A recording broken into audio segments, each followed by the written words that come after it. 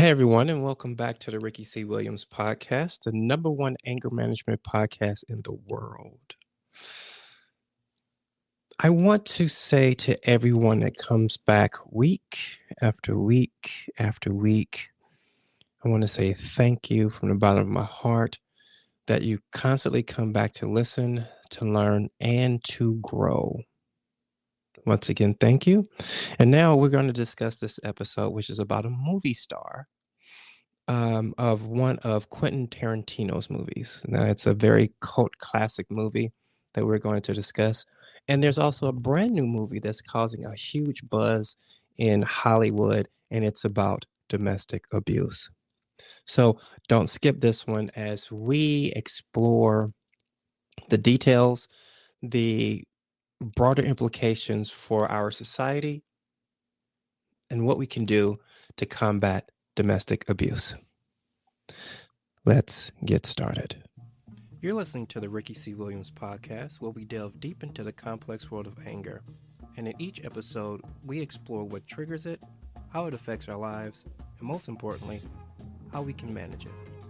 So, the actor who I was speaking on is Michael Madsen, known for his roles for Reservoir Dogs. And again, he got arrested in a situation where he actually pushed his wife out the home at 12:15 a.m.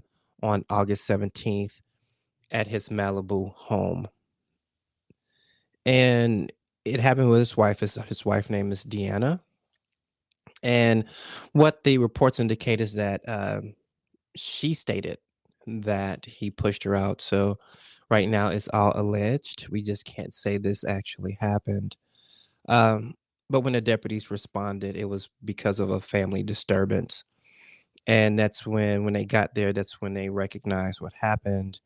And Mr. Madsen got arrested and he bailed out on a $20,000 bail. Now, this was not the first time that Mr. Madsen was in a situation with the police. Also in 2022, he was arrested for misdemeanor trespassing charges. Now, Mr. Madsen's representative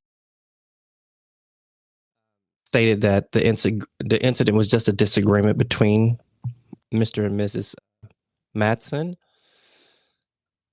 But here's the thing, right? One of the biggest issues with this is the fact that they do have 3 children together.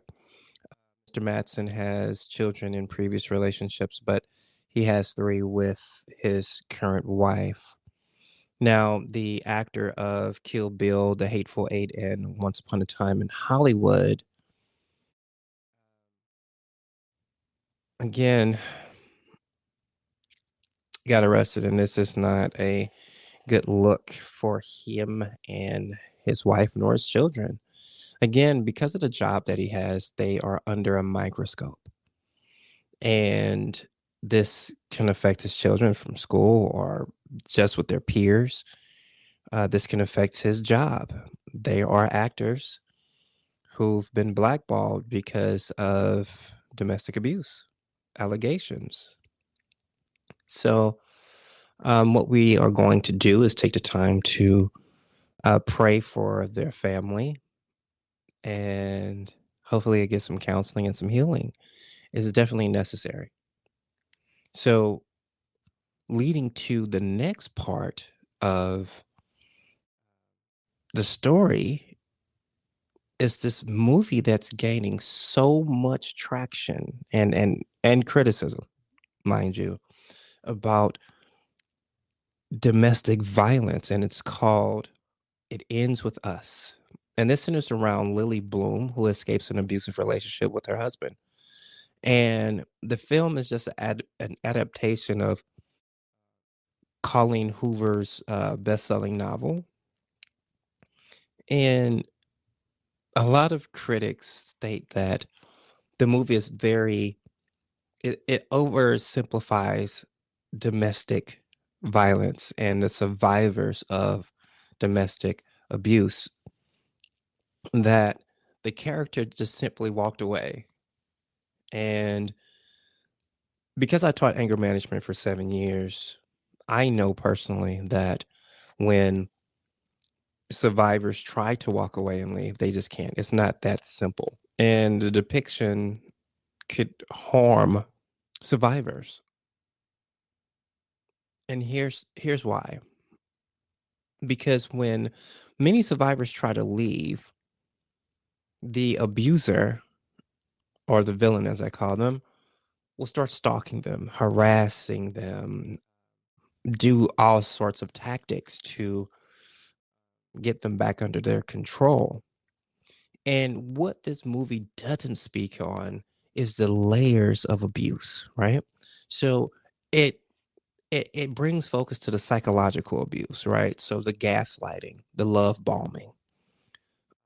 So it was easy for the character to walk away because she had a support system and she was financially independent to do so.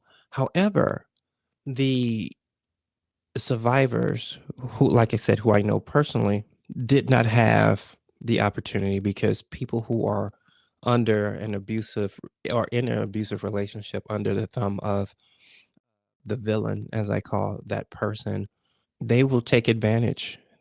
They will beat you. They will hurt you financially. Can even hurt you sexually. So it isn't as easy. They will isolate you from your family.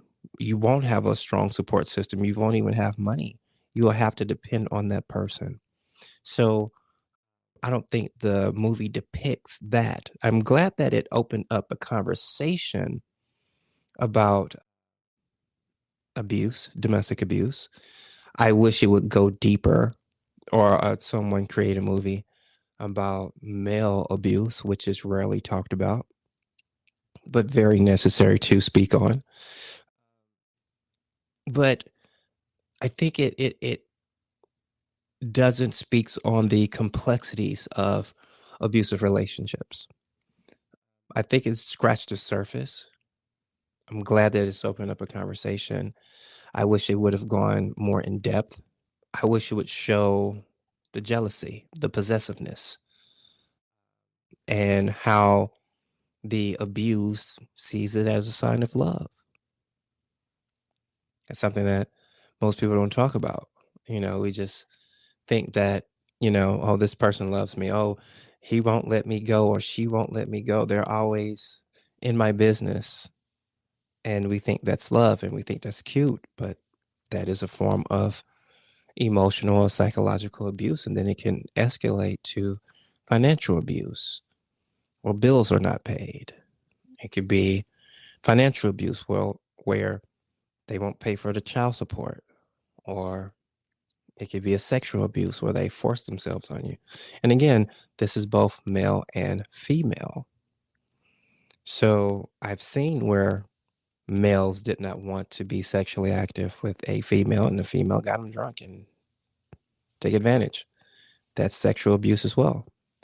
One thing that we need to talk about within the society is that abuse is not one way.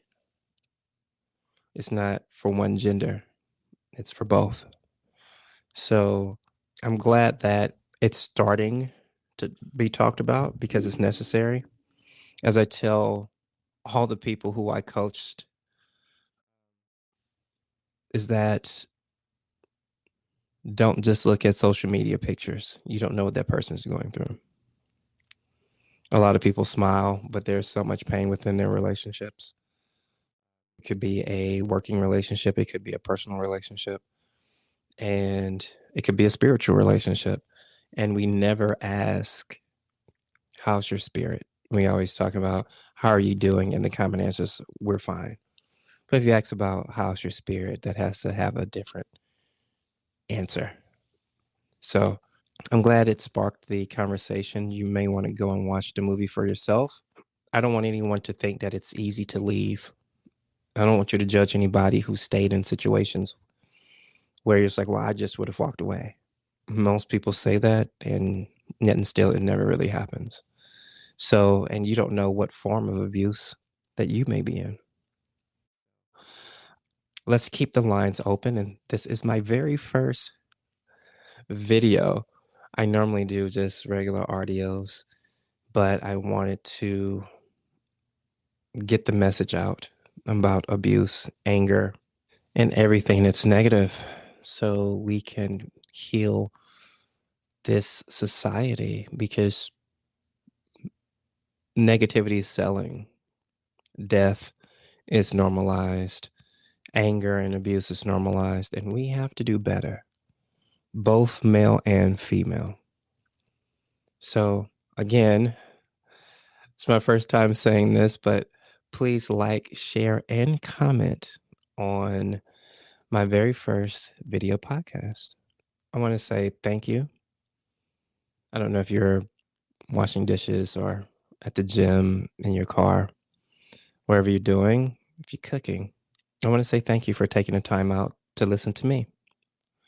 And I wanted to say that it's going to be stories that I talk about, real stories that's happening, real time, no theory, actually happened. And this is going to always remind us about the real and urgent need to reform our communities, and start with our home first, and, reform that. And if you know somebody, or if you're going through something, I urge you to please reach out. You can go to rickycwilliams.com/blog. And at the end of the show notes, there'll be a link to where you can get you a private phone call to get the help that you need, because it is necessary. So until the next time, I am Ricky Williams, urging you to stay informed and stay engaged. Now, GBG, go be great.